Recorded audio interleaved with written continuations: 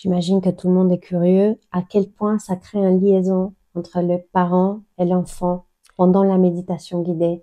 Est-ce que... Pendant la méditation guidée, déjà, il y a moins de violence, puisqu'on n'a pas violenté l'enfant avec un langage.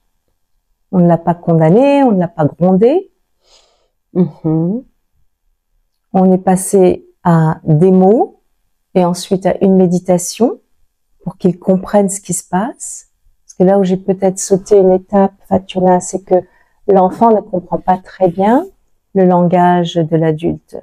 Oui. Parce que c'est un langage qui est déjà dans la logique. L'adulte ne sait pas parler comme un enfant, en langage imaginaire ou en langage amusant. Ou oui, des fois il y a des thérapeutes qui passent par le dessin. Ça, l'enfant comprend ce langage-là, ou qui vont. Mais pour que le message passe à un enfant, il faut l'imager. Ça va aller directement à son subconscient.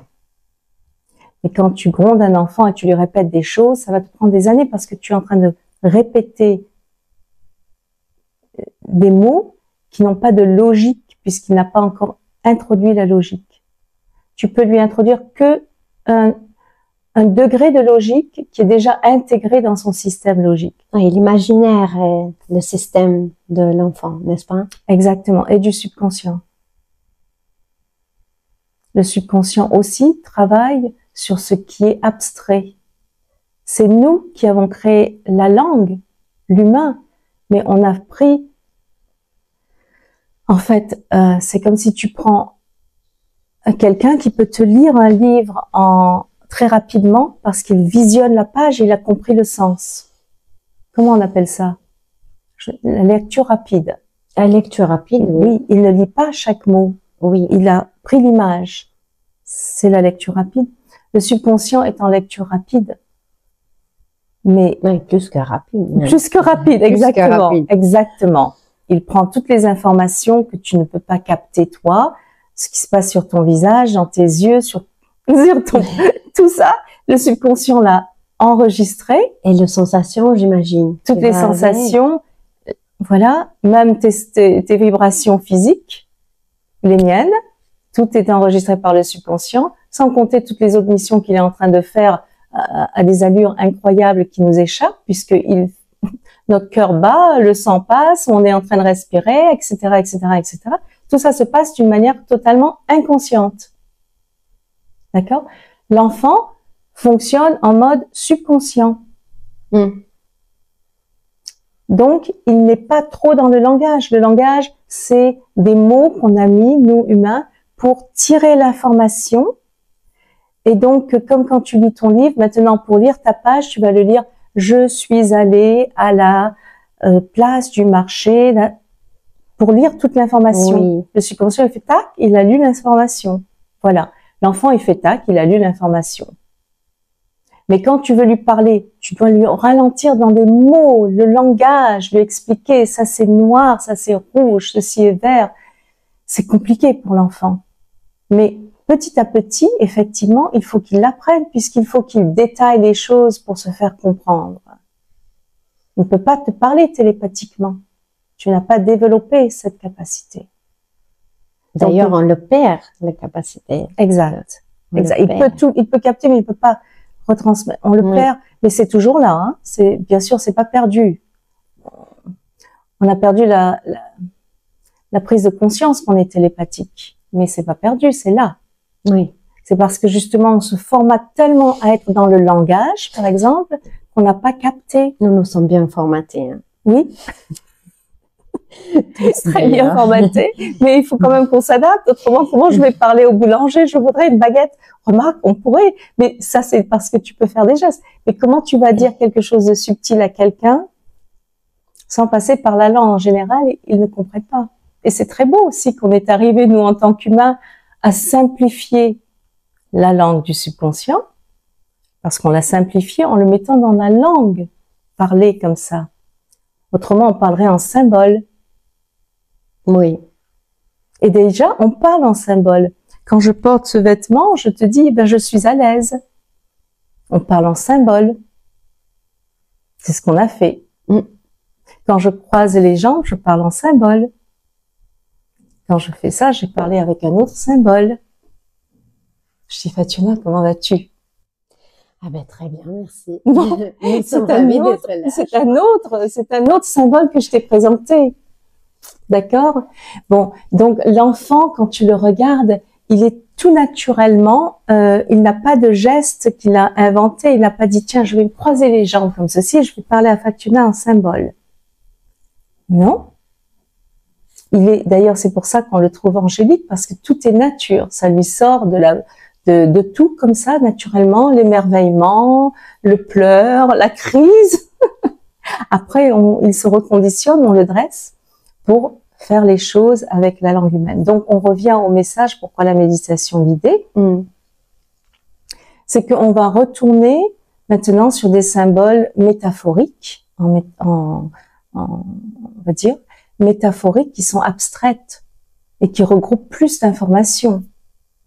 La fée, quand tu dis la fée, c'est la beauté, c'est la grâce, c'est le don de créer de la magie, c'est le don de changer les choses immédiatement, c'est la protectrice, c'est tout un truc.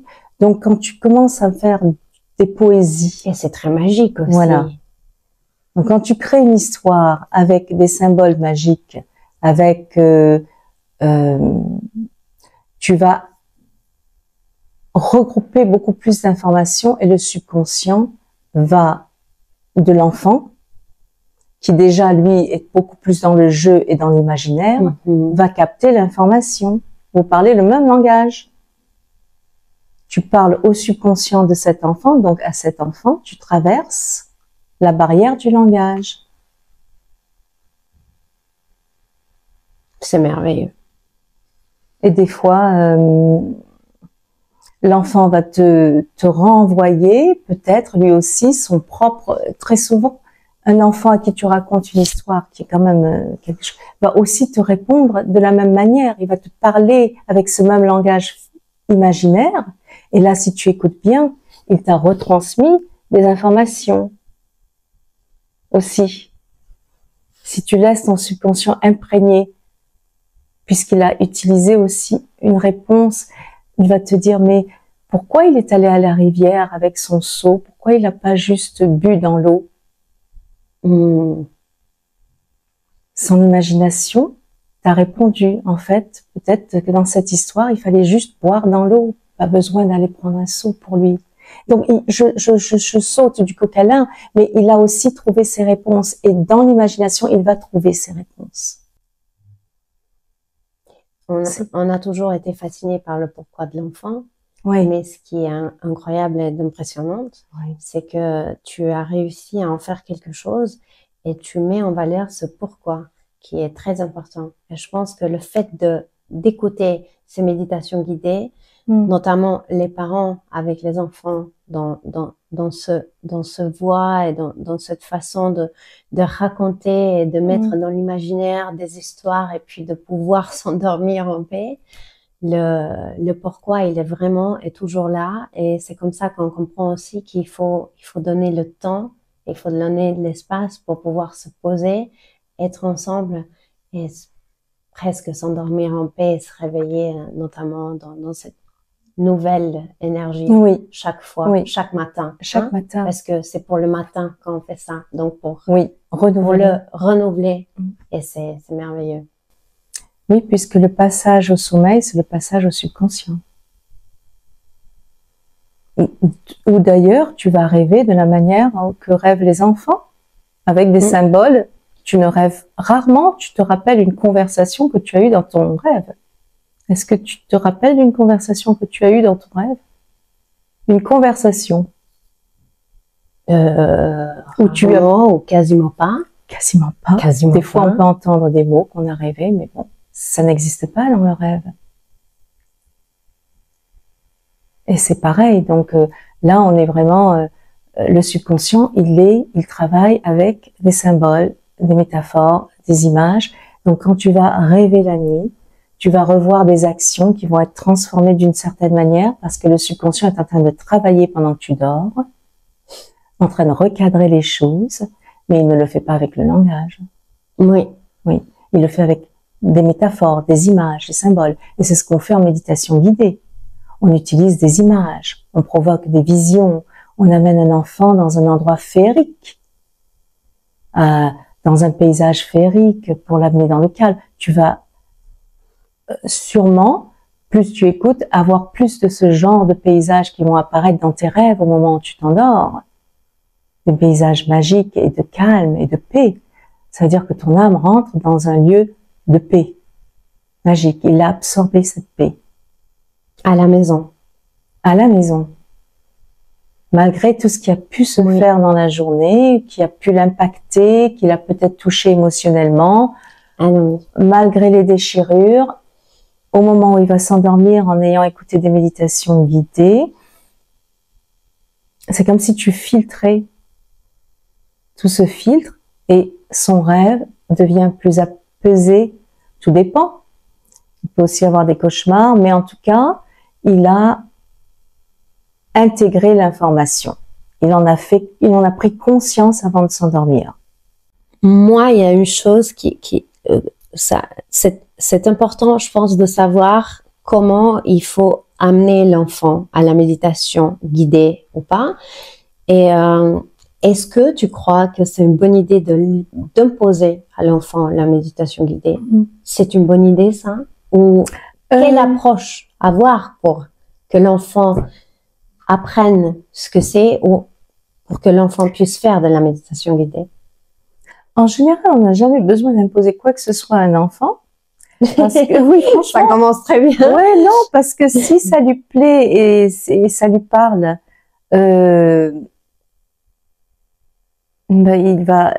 ça va lui parler. Ça lui plaira de toutes les façons. Si on commence tout petit, déjà je vais commencer comme ça. Si vous commencez tout petit à lui raconter des histoires au lit, c'est une forme de méditation guidée. Quand vous lui lisez un livre, c'est une forme de méditation. Mais oui. Seulement là, on va pas peut-être lui parler du petit chaperon rouge qui se fait manger par le loup. Oui. Bien que c'était un petit peu c'était le but de ces contes aussi, hein. Dans le temps, les enfants ne voulaient pas qu'ils aillent marcher dans la forêt parce qu'il y avait des agresseurs. Des agresseurs. Donc les petits-enfants, c'était très très brutal. C'était dans les années, je crois les contes de Perrault ont été écrits dans les années 1400, 1600 à vérifier. Mais il y avait quand même ce danger, si tu marchais, une femme, un enfant, tu pouvais te faire agresser. Donc agression physique, très grave. Et il fallait quand même faire passer un message. Les contes permettaient de passer des messages aux enfants, de manière très efficace d'ailleurs, puisque si on leur racontait des histoires, c'était le but des contes. D'ailleurs, pendant toute la journée après, le loup va t'arriver, fais pas ci, fais pas ça, la punition. Oui. Le loup, la grand-mère. Mais le loup, c'était pas le loup dans le conte. Oui. C'était l'agresseur. Si tu traverses la forêt tout seul avec, tu peux te faire agresser, tu n'as pas le droit d'aller dans la forêt. Oui. Oui. Non, on leur disait pas. Et pareil dans les traditions, dans les traditions africaines, les traditions indiennes, tout ça, on comptait, on racontait des contes, on parlait comme ça. C'était en métaphore. Et même si vous regardez la Bible, l'Ancien Testament, c'est pour parler au subconscient. L'Albanie aussi a une grande culture de légendes. Oui. Ce qu'on appelle les légendes. Contes. Ouais. C'est impressionnant parce qu'on les retrouve dans des anciennes cultures et dans des pays qu'on dit tiers. Je ne vois pas pourquoi. Mais que ça existe encore et quelque part, j'ai jamais pensé, mais c'est vrai. Les symboles. Les symboles de cette culture, les symboles qui font partie de cette société, les symboles vont changer. De cette tribu, de ce groupe de gens. Et il n'y a que les symboles qui changent. Les messages subliminaux sont dans les légendes, dans les contes. C'est pas juste une histoire banale. Il y a des messages subliminaux. Donc, quand on va créer nos méditations guidées, on utilise absolument la même chose. On veut faire passer un message à l'enfant. Mais on choisit les thèmes qu'on veut faire passer. Si c'est la timidité, s'il est devenu timide, on va faire une méditation guidée sur la timidité. S'il est devenu, je ne sais pas, il y a des enfants des fois qui s'arrachent les cheveux, des trucs comme ça, des tics, tout comportement, tout apprentissage, tout développement des émotions, tout peut passer par la méditation guidée. C'est bien parce que dans ta chaîne YouTube, on en trouve des vidéos de méditation guidée qui sont à thème. Notamment, il y en a une qui est pour ne pas faire pipi au lit, par exemple. Tu vas en parler un peu de ces sujets spécifiques, de fait d'avoir ces traumatismes avec la méditation guidée, t'essayes et tu penses que ça peut aider à ne plus les avoir ou à les réduire. Oui, donc c'est pas toujours des traumatismes, pas nécessairement, pas toujours. D'accord. Des fois, c'est le fait même que on a, comme je te disais, il est difficile pour le cerveau d'intégrer des mécanismes où on doit être dans le contrôle.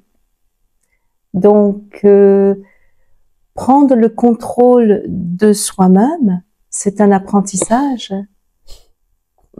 Un enfant, quand il commence à manger, ça lui prend longtemps avant que la petite cuillère atteigne la bouche. Oui. Ça va dans tout. Oui.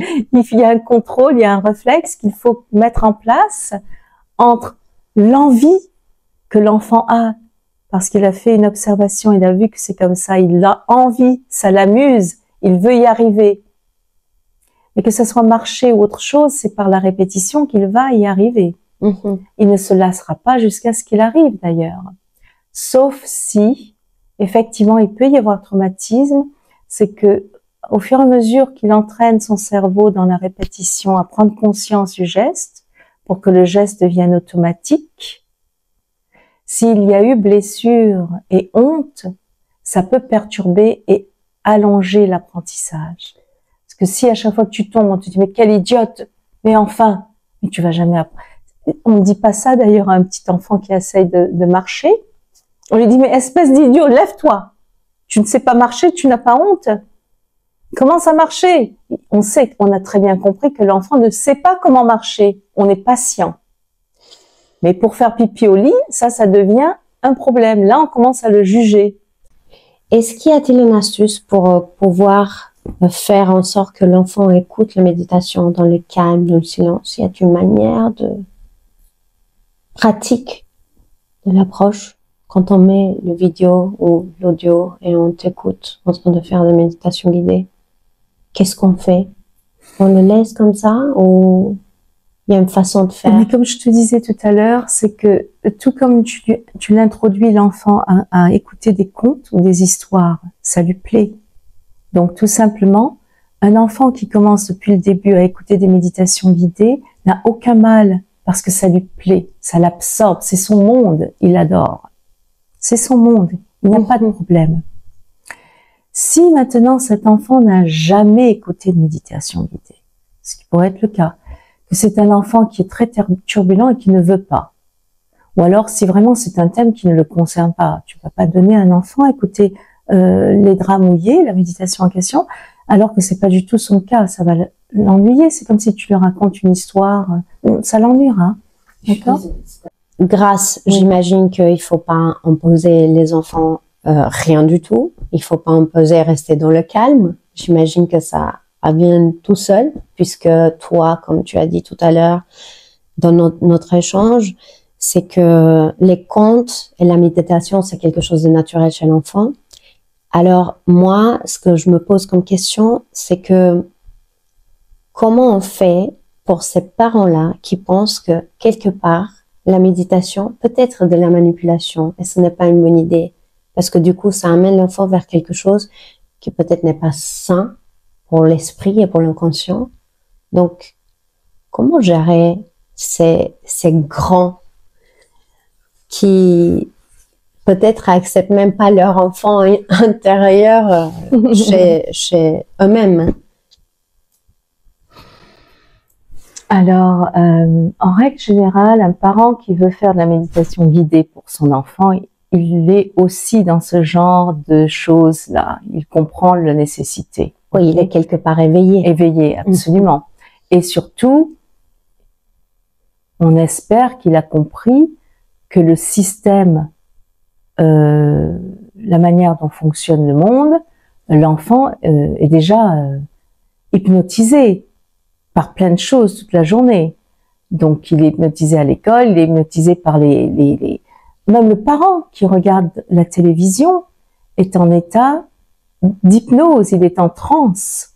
Quand tu regardes un film, tu rentres dans le film, tu as les émotions du film, tu pleures, tu ressens la même chose que le personnage. Dans l'imaginaire. Dans l'imaginaire, tu es en immersion parce que le subconscient ne fait pas la différence entre ce qui est en train d'être imaginé et ce qui est en train d'être, pour lui, ce qui se passe là dans son imagination, c'est le vrai. C'est pour ça que si tu t'entraînes en imagination, tu peux développer une qualité ou tu peux développer un talent ou quelque chose. Tu t'entraînes en imagination. Donc, pour répondre à ta question, est-ce que c'est dangereux? On est tout le temps dans un état pratiquement d'hypnose. On est enfin pas tout le temps, mais en tout cas l'enfant l'est. Il est influencé quand il est à l'école, quand il voit des publicités, quand il regarde. Donc ton enfant est tout le temps manipulé. Et les médias l'ont très bien compris. Le marketing tout est de la manipulation parce que eux ils ont très bien compris ce système-là. Donc on est tous manipulés. Si on n'est pas si on n'est pas conscient, qu'on se rend pas compte du symbolisme qui gère notre vie, de tout ce qui se passe autour de nous par les pharmaceutiques, tout le monde essaye quelque part d'utiliser le symbole pour représenter quelque chose et te manipuler. Donc on est manipulé. Là, d'abord, c'est ce qu'il faut savoir. On est dans la manipulation tout le temps. Permanente. C'est à nous de savoir, de prendre conscience de ce qu'on veut absorber et ce qu'on ne veut pas. Et avec la méditation guidée, c'est à nous de redonner à l'enfant aussi cette prise de conscience qu'il y a des choses qui ne sont pas bonnes pour lui. Et c'est grâce à cet outil que nous avons l'opportunité aujourd'hui, moi, sans enfant, mais toute seule, avec mon enfant intérieur, l'écouter tous les soirs et prendre beaucoup de plaisir et travailler mon imagination et redevenir un petit enfant. Et tout le monde qui nous regarde dans les vidéos à travers de tous tes réseaux et en plus ta chaîne YouTube. Et moi, je te remercie beaucoup. C'est vraiment extraordinaire. Tu nous as donné un outil qui est vraiment incroyable. Et merci pour tout cet amour que tu partages et toute cette bonne énergie avec moi, Grace West. Et on était impressionnés par tout son travail. Merci Grace. Merci encore. Merci Fatuna. Merci pour la prise de conscience que tu m'aides à partager avec les autres. Merci. Thank you. I love you. I love you.